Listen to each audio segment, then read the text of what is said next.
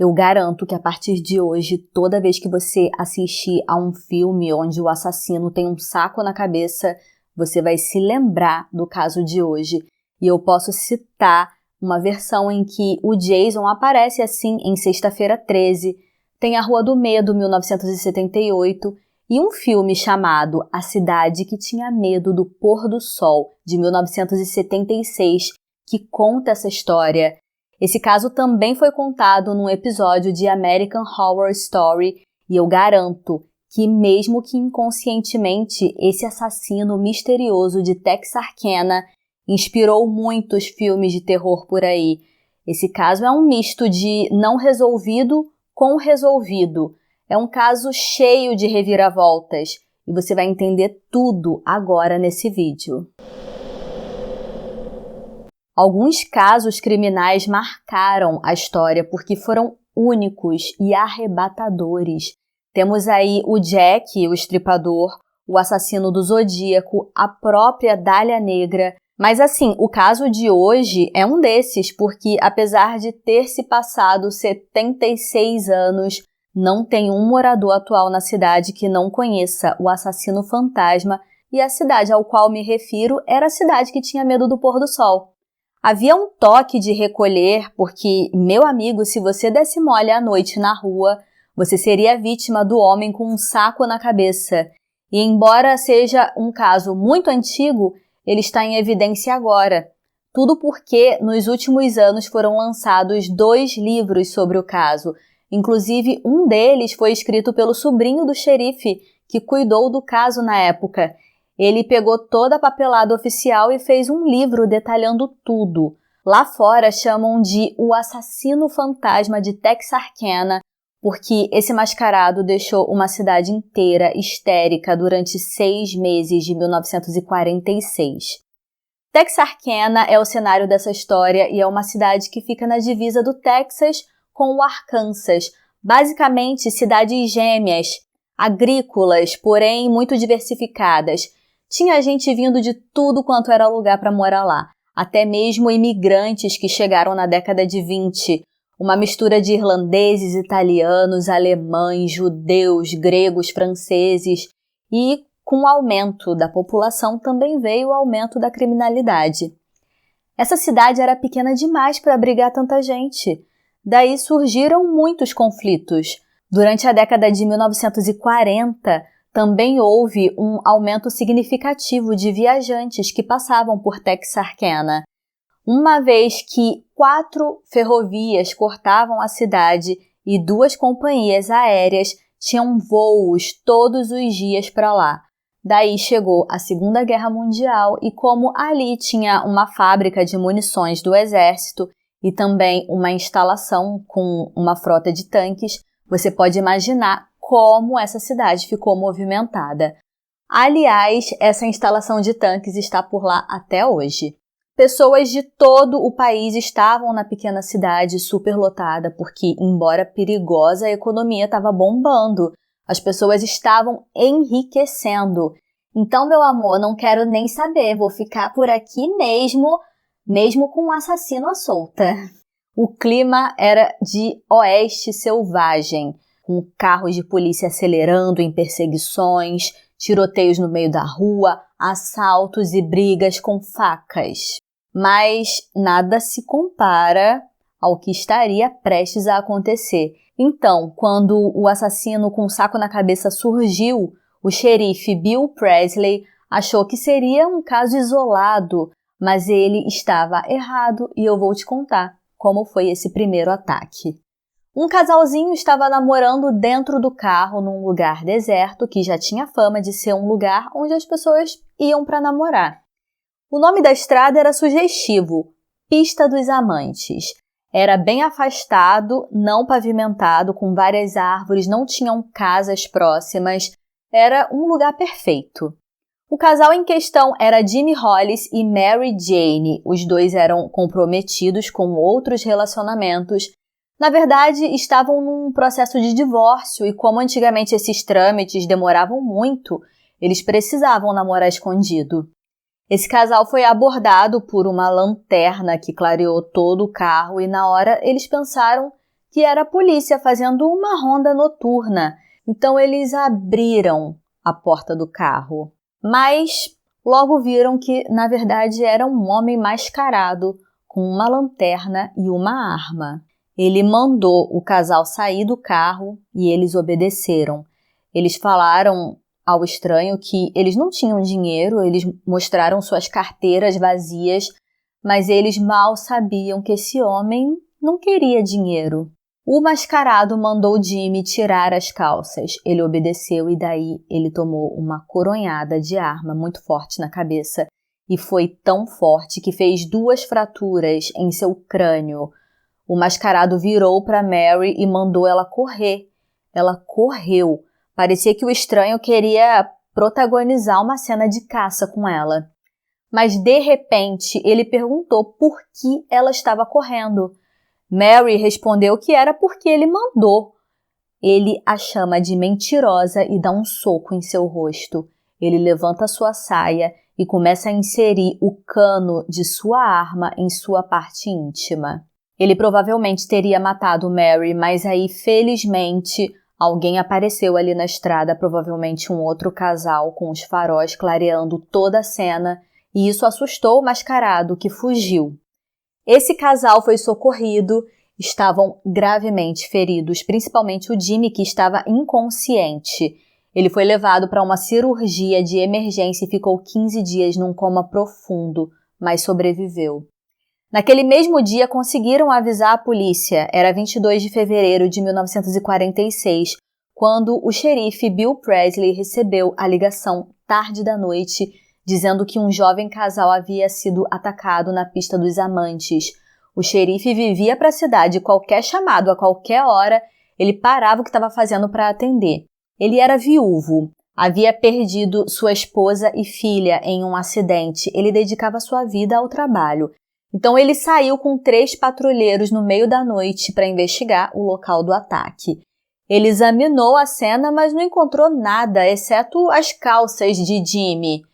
Na manhã seguinte, ele foi ao hospital tomar os depoimentos das vítimas e ele conseguiu as seguintes informações. Naquela noite, Mary, uma jovem de 19 anos, atraente de olhos escuros, e seu namorado, Jimmy Hollis, um agente de seguros de 24 anos, assistiram uma sessão num cinema e depois estacionaram na estrada isolada quando foram abordados. Mary contou ao xerife o que lembrava sobre o homem mascarado. Só que depois de um coma de 15 dias, quando seu namorado acordou e prestou depoimento, as informações não batiam. Os dois concordavam que o mascarado era homem e tinha aproximadamente 1,80 m de altura. Mas Jimmy dizia que ele era caucasiano, quando Mary dizia que ele era afro-americano. Ambos concordavam que o suspeito tinha uma máscara no rosto feita com capa de almofada, com buracos cortados nos olhos. Mas uma coisa era certa: eles não tinham ideia de quem era o agressor. Como ambos estavam em processo de divórcio, a princípio o xerife cogitou como suspeito o ex-marido de Mary, mas ele estava muito longe da cena do crime, então ele tinha um álibi. A notícia do ataque estampava as primeiras páginas dos jornais. O homem mascarado de Texarkana, com uma entrevista com o xerife. Mas a partir daí, pouco foi feito para encontrar o suspeito. A população, então, decidiu fazer justiça com as próprias mãos e lincharam um homem inocente. Isso agitou a cidade por um tempo, mas depois os ânimos foram acalmando e todo mundo esqueceu do ataque em poucos dias. Só que quando ninguém já ligava mais, 30 dias depois, na manhã de 24 de março, pai e filho estavam dirigindo por uma rua tranquila quando viram 2 corpos baleados dentro de um carro estacionado numa rua tranquila. A janela do carro estava toda respingada de sangue. Eles foram olhar mais de perto e era um jovem casal caído nos bancos. Eles ligaram para a polícia. Quando os socorristas e a polícia chegaram, já tinha um monte de curiosos pisoteando a cena do crime. E, infelizmente, naquela época, nem o xerife nem o departamento de polícia eram devidamente treinados para coletar provas. A cena do crime não foi preservada e as evidências foram destruídas pela multidão. Os policiais não usaram luvas e contaminaram a cena do crime com suas impressões digitais. Além disso, um dos curiosos achou a chave do carro das vítimas, pegou com as próprias mãos e levou até a polícia. Era anos 40, né, gente? Dá um desconto. Ambas as vítimas foram baleadas na nuca 2 vezes com uma arma calibre 32. Os corpos foram identificados como Richard Griffin e Polly Ann. Ambos utilizavam anéis de formatura com suas iniciais. Richard foi encontrado de joelhos atrás do banco da frente com as calças abaixadas e os bolsos virados, a cabeça encostada nas mãos como se estivesse dormindo. Polly foi encontrada de bruços no banco de trás, sua bolsa aberta como se o criminoso tivesse procurado dinheiro ou objetos de valor. Havia muito sangue fora do carro, que mostra que eles estavam ali fora quando foram baleados e foram trazidos novamente para o veículo. O criminoso com certeza queria era forjar essa cena, então ele colocou os corpos ali com essas poses todas, bolsa aberta, bolso para fora, porque ele queria que a polícia achasse que a motivação era dinheiro.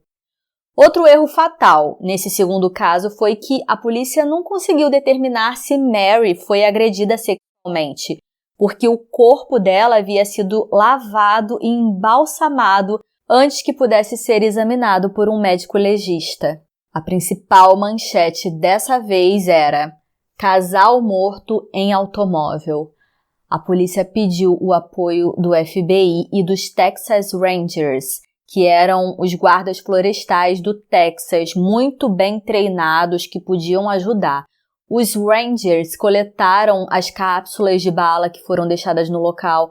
Eles eram treinados com técnicas recentes e também tinham acesso a um laboratório criminal muito bem equipado.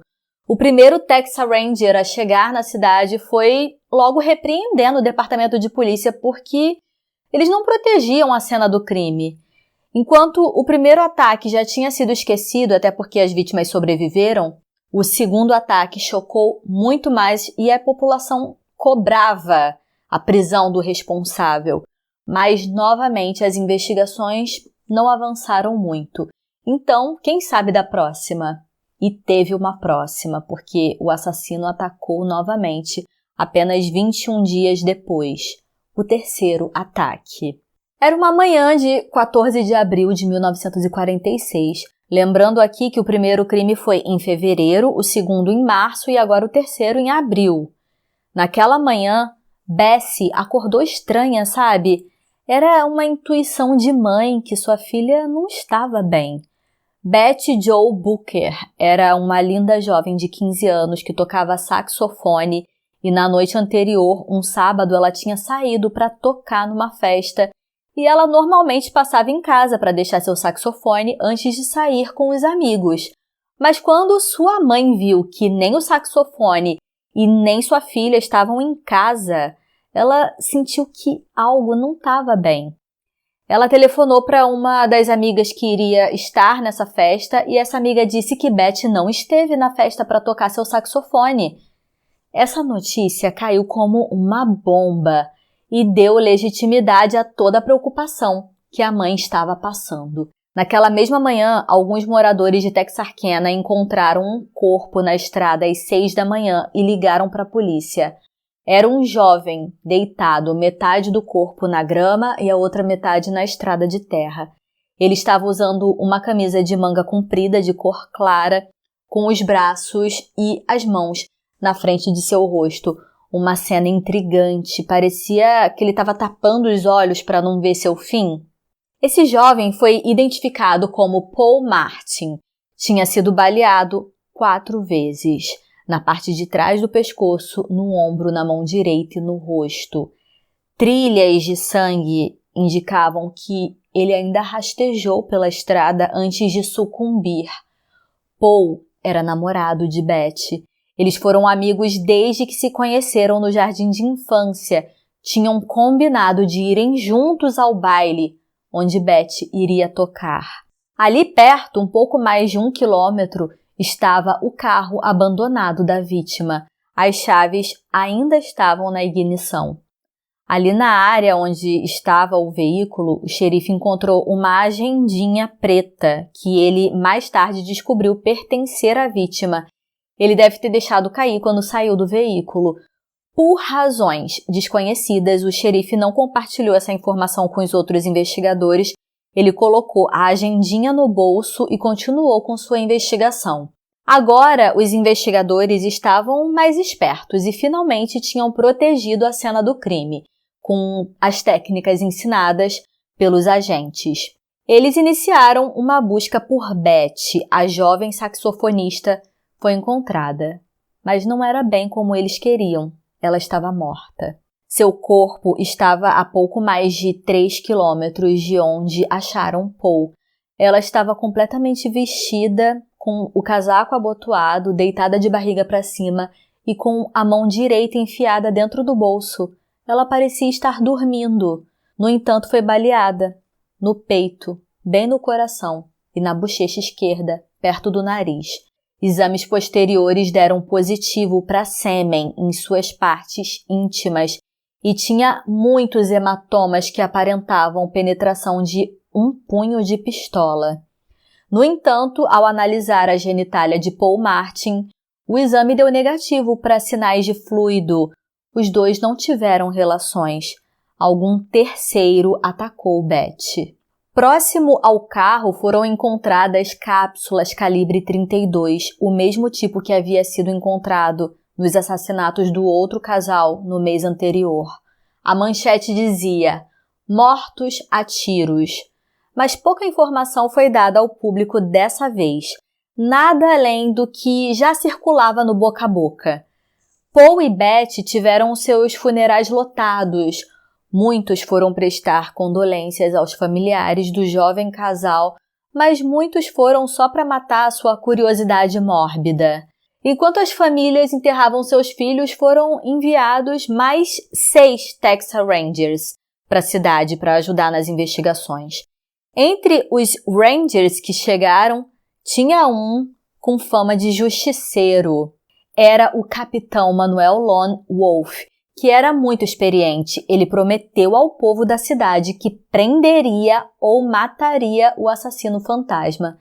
E ele tinha no currículo a morte de 75 foras da lei, além de uma reputação de sempre sair vitorioso em confrontos. Ao chegar a Texarkana e fazer sua promessa aos cidadãos, Manuel começou sua investigação de detalhes importantes. Por exemplo, o fato de que o saxofone de Beth estava desaparecido. Era um saxofone banhado a ouro. O capitão pediu às lojas de penhores e lojas de música que prestassem atenção em quem quisesse vender o instrumento a eles. Enquanto isso, lojas de ferragens estavam vendendo muitas armas, munições, fechaduras e telas para portas e janelas. Toques de recolher foram anunciados para todos os moradores e jovens viajantes transitavam com pistolas de autodefesa. Mas, como em toda cidade pequena, também haviam falsos boatos, e um deles era o seguinte: o assassino fantasma era um roedor de seios, entre outros boatos. O capitão Manuel começou a fazer armadilhas para atrair o assassino fantasma. Ele convocava um casal para ficar em um carro estacionado na estrada para servir como uma isca, enquanto vários policiais ficavam à espreita esperando um ataque. Mas essa tática não teve sucesso. Eles ofereceram recompensa em dinheiro para alguns valentões da cidade que capturassem o assassino. As recompensas chegaram a $10.000. Nem sei quanto daria isso convertido nos dias de hoje. Deve ser uma fortuna, porque era anos 40. Só que tudo parecia ser em vão e, de novo, 19 dias depois haveria um novo ataque. Em 3 de maio de 1946, Virgil Starks, um fazendeiro de 37 anos, e sua esposa Kate, de 36 anos, estavam se preparando para dormir depois de terem trabalhado pesado o dia todo.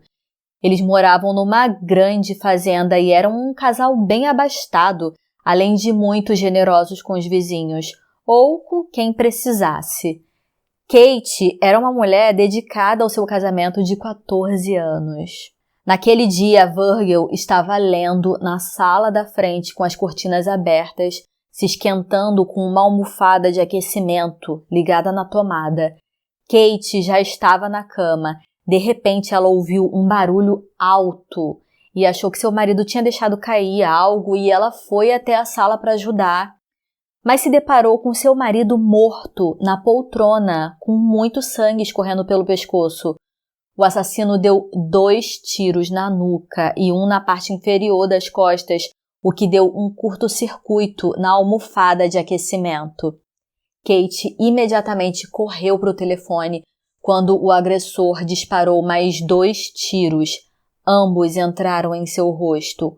Uma das balas rasgou a pele ao lado do nariz e saiu pela orelha, enquanto a outra entrou em sua mandíbula inferior, destroçando seus dentes e se alojando em sua língua. Kate caiu no chão para evitar mais balas e depois fugiu para o quarto para procurar sua arma pessoal. No entanto, não deu tempo, porque ela ouviu o agressor quebrando a porta dos fundos para vir atrás dela. Kate foi capaz de correr pela porta da frente até um vizinho que a levou para o hospital e ela sobreviveu.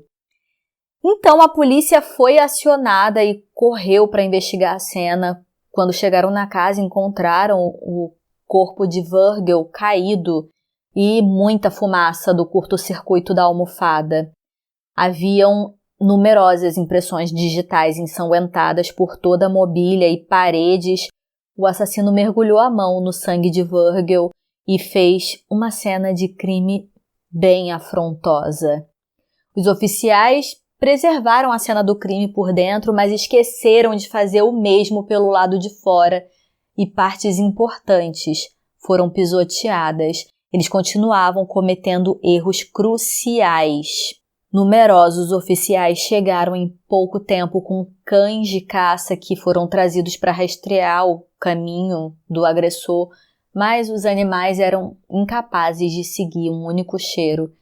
Além das impressões digitais, havia a marca de um sapato tamanho 42 e uma lanterna vermelha deixada para trás. O capitão tentou desesperadamente ligar a lanterna à cena do crime. Somente 100 lanternas daquela marca e cor haviam sido vendidas na cidade, o que significa que havia uma chance de encontrar os compradores e encontrar também o assassino. O primeiro anúncio colorido foi feito nos jornais com uma foto da lanterna vermelha que suplicava que qualquer um que possuísse ou conhecesse alguém que tivesse uma dessas era para se apresentar ao xerife. Mas terminou não dando em nada porque as lojas não tinham os registros dos compradores. A polícia ficou meio na dúvida se esse novo ataque tinha relação com os outros. Será que esse serial killer tinha substituído casais de namorados de beira de estrada para atacar as pessoas em sua própria casa? As novas vítimas não se encaixavam nos padrões habituais e, além disso, Virgil foi baleado com uma bala de um rifle 22, não um revólver calibre 32 como nos outros casos. Se o assassino fantasma estava por trás das mortes ou não, os moradores estavam em histeria total. A polícia agora não tranquilizava mais o povo e nenhum lugar era seguro. Todos estavam trancados em suas casas à noite. Mesmo aqueles que moravam a cerca de 2 horas de distância estavam se trancando em suas casas com medo das histórias sangrentas de Texarkana. Diversos repórteres se mudaram para a pequena cidade do interior tentando obter a última informação sobre as investigações. A mídia adorava porque as manchetes vendiam muito. Em junho de 1946, uma revista nacional divulgou para todo o país o que estava acontecendo, com o título Terror Texarkana. Tinha todo o cronograma dos crimes e também várias entrevistas com moradores e várias fotos da cidade deserta, com o pôr do sol. Uma mulher estava passando as noites em um hotel porque seu marido estava fora da cidade a negócios.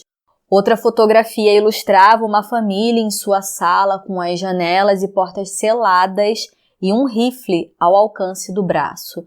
No entanto, o auge dessa matéria eram as dicas de armadilhas que as pessoas estavam colocando para protegerem suas casas.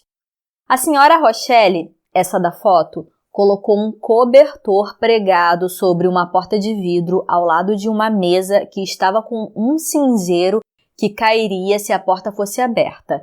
Quando a mesa balançava, derrubava latas cheias de pregos e panelas que acordariam todos na casa e eles já estariam com um rifle apontado na cara do assassino.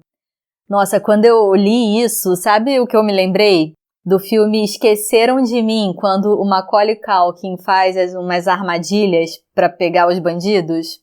Duvido se você não pensou o mesmo. O medo era tanto que uma residente teve a casa incendiada e quando ela gritou por socorro, ninguém foi ajudar, porque eles acharam que o assassino fantasma estava na casa dela. Eles também começaram a culpar o fantasma por tudo o que acontecia na cidade. Quando tinha um problema com o serviço telefônico, eles diziam que o assassino fantasma tinha desligado o telefone. Eles ligavam para a polícia quando aparecia um carteiro novo ou quando um bêbado inofensivo estava ali pelas ruas. Os residentes também estavam reclamando dos Texas Rangers, alegando que eles estavam gastando o dinheiro da cidade para usar botas e chapéus de $10.000. Eles também acusavam a polícia de abuso de poder e invasão de propriedade. Nos dias seguintes, muitos suspeitos foram levados para a delegacia para serem entrevistados.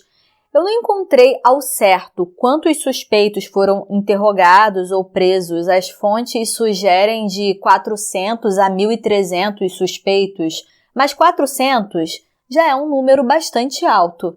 Eu vou falar aqui sobre alguns dos principais suspeitos. Um estudante universitário do Arkansas tirou sua própria vida e deixou uma carta confessando ser o assassino de Texarkana. Os investigadores tinham que examinar seu paradeiro durante os crimes e muitos amigos puderam garantir que o suspeito confesso estava, na verdade, jogando cartas durante os ataques. Foi concluído que ele estava dando uma falsa confissão no leito de morte. Um homem de 21 anos que foi dispensado da Força Aérea do Exército por transtorno mental alegou ter acordado de um transe de várias semanas no dia do assassinato do fazendeiro e ele portava um rifle desconhecido. Ele disse que o suspeito tinha sua descrição física e por isso ele achava que tinha sido o responsável pelos crimes, mas a polícia achou que a história do homem tinha pouco embasamento e o liberou. Outro suspeito era um homem que tentou vender um saxofone 4 dias depois do crime, da mesma marca do saxofone de Betty, um Alto Band. A loja de música e o suspeito estavam a 600 quilômetros de Texarkana, mas o vendedor estava familiarizado com o aviso das autoridades e suspeitou do comportamento do homem. O dono da loja avisou aos policiais e eles prenderam o suspeito. No hotel onde esse homem estava hospedado, havia um revólver calibre 45, além de roupas ensanguentadas. No entanto, após vários dias de interrogatório, o capitão inocentou esse homem. Agora, esse é considerado o principal suspeito. Para muitos, ele é efetivamente o assassino fantasma. Ele foi descoberto por um soldado do Arkansas porque ele notou que os veículos eram roubados sempre nos dias que aconteciam os assassinatos e depois eles eram abandonados, longe da cena do crime.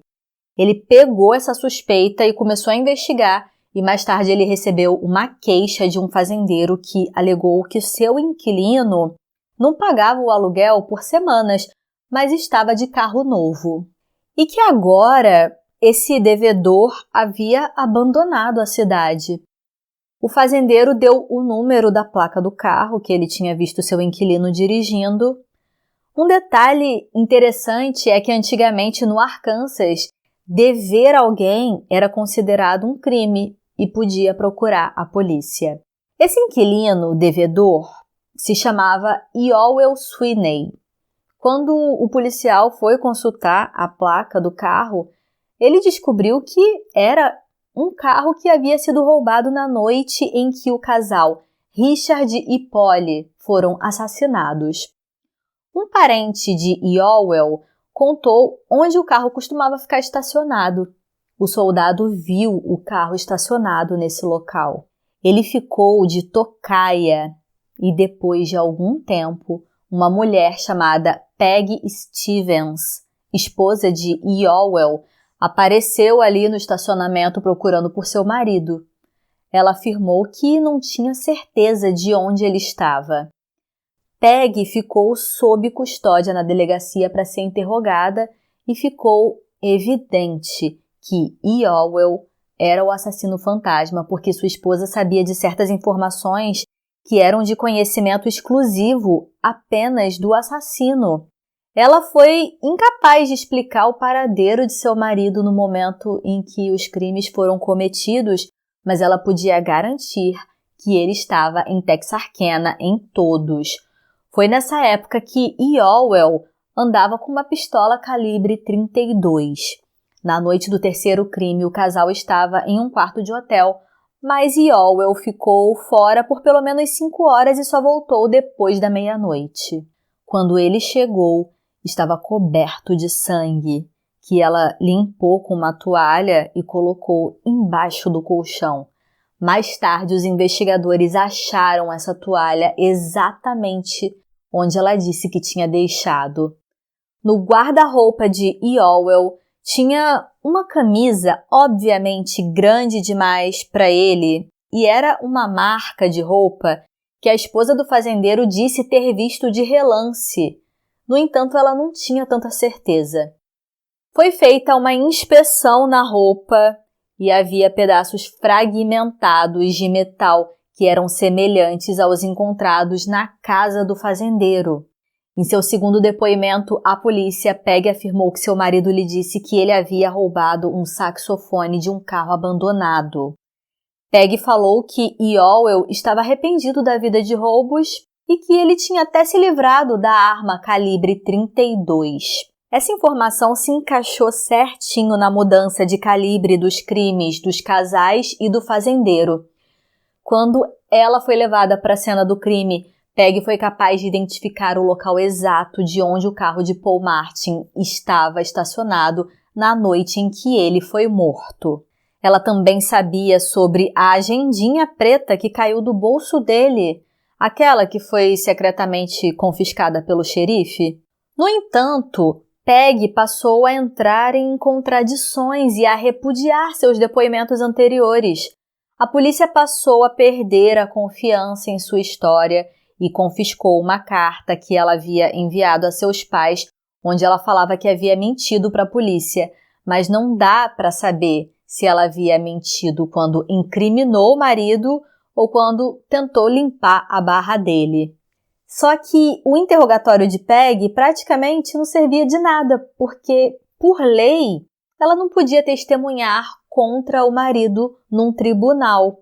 E só existia a palavra dela incriminando ele, não havia outro tipo de prova. As provas contra ele eram circunstanciais, precisava de uma prova concreta. O júri não ia aceitar acusar esse homem. Então, em vez de acusá-lo de assassinato, as autoridades decidiram acusá-lo como um simples ladrão de carros, sob a lei do Texas, que era mais rígida, só para tirar esse homem das ruas.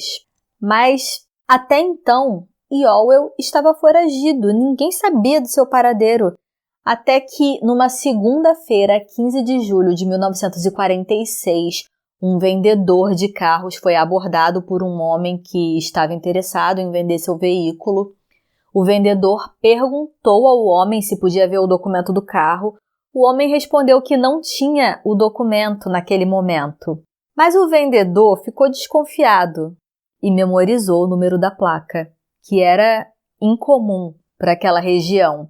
Ele ligou para a polícia e contou todo o ocorrido. Eles não só constataram que aquela placa era de um veículo roubado, como suspeitaram que tinham encontrado o foragido, Ewell. Os detetives chamaram o vendedor de carro para dar um passeio pela cidade para que ele pudesse reconhecer o suspeito. Não muito longe dali, o vendedor reconheceu o homem e quando ele apontou para Ewell, ele tentou fugir. Após ser capturado, ele gritou: "Por favor, não atirem em mim!" E o policial respondeu: "Não vou atirar em você só por roubar carros." Ewell falou: "Você sabe que eu faço muito mais do que roubar carros. Passarei o resto da minha vida atrás das grades dessa vez." Ewell Lee Sweeney foi levado para uma cela e após a prisão, os assassinatos pararam abruptamente. Em 13 de janeiro de 1947, ele foi indiciado por roubo e como ele já havia passado longas temporadas na cadeia por outros roubos, classificaram ele como um criminoso habitual, uma acusação que poderia resultar em prisão perpétua, porque ele tinha esgotado suas cotas de idas à prisão, digamos assim. Os policiais estavam torcendo para ele pegar a prisão perpétua porque eles estavam convencidos de que ele era o assassino fantasma. Ewell compareceu ao tribunal sem um advogado, ele mesmo queria se representar. Ele se declarou culpado das acusações só para poder reduzir sua pena, mas o juiz advertiu que ele não tinha permissão para se declarar culpado, sendo julgado sob a lei criminal habitual. No entanto, de tanto apresentar e retirar recursos, esse homem super persistente conseguiu ser liberado da cadeia após 26 anos por um processo de habeas corpus. Em 15 de setembro de 1994, ele morreu como um homem livre em um asilo de Dallas com 77 anos. Em 1999, uma mulher anônima entrou em contato com familiares das vítimas do assassino fantasma para se desculpar pelo que seu pai tinha feito. Mas Ewell Sweeney nunca teve uma filha. O sobrinho do xerife, que escreveu o livro que eu citei no começo do vídeo, concluiu em seu livro que o assassino era mesmo Ewell Sweeney. Mas muitos não estão convencidos porque os crimes não pararam definitivamente na cidade. Em 1949, Virginia Carpenter, uma jovem de 21 anos, desapareceu de Texarkana. Dizem que ela foi vítima do assassino fantasma, embora o principal suspeito estivesse na prisão naquela época. Você deve estar se perguntando se o saxofone de Beth foi encontrado. Sim. Em outubro de 1946, 6 meses depois do crime, ele foi recuperado não muito longe de onde o corpo dela havia sido descoberto, em uma área que a polícia já havia revistado. Isso significa que o assassino retornou ao local do crime para devolver o instrumento. 30 anos após os ataques do fantasma de Texarkana, um filme de terror foi lançado nos cinemas. O filme A Cidade que Tinha Medo do Pôr do Sol também teve um remake em 2014, retratou uma história inspirada, mas com eventos imprecisos e nomes alterados. Os familiares dos envolvidos não gostaram de ter suas histórias em um filme e processaram a produtora, mas perderam o processo. A abalada cidade atualmente usa esses eventos trágicos como uma tradição. Todos os anos, no Halloween, desde 2003, é exibido o filme A Cidade que Tinha Medo do Pôr do Sol, em um evento aberto no parque público de Texarkana, sempre atraindo centenas de pessoas. O que é irônico é que o local da festa é bem próximo aos lugares dos ataques reais. Oficialmente, os casos nunca foram resolvidos, pouquíssimas evidências foram encontradas ao longo dos anos e todos os investigadores do caso e os suspeitos estão mortos. No entanto, seu legado de terror continua vivo. assombrando as estradas rurais do Texas e Arkansas quando o sol se põe. Eu vou deixar uma enquete no primeiro comentário fixado para você responder se você acha que o assassino de Texarkana era mesmo Yoel Sweeney ou não. Será que o verdadeiro assassino usou esse simples ladrão de carros como bode expiatório? Eu quero ouvir sua opinião. E se você chegou até aqui, ativa o sininho na opção Todas, que assim você será avisado quando sair um vídeo novo. E eu te espero no próximo vídeo. Até lá!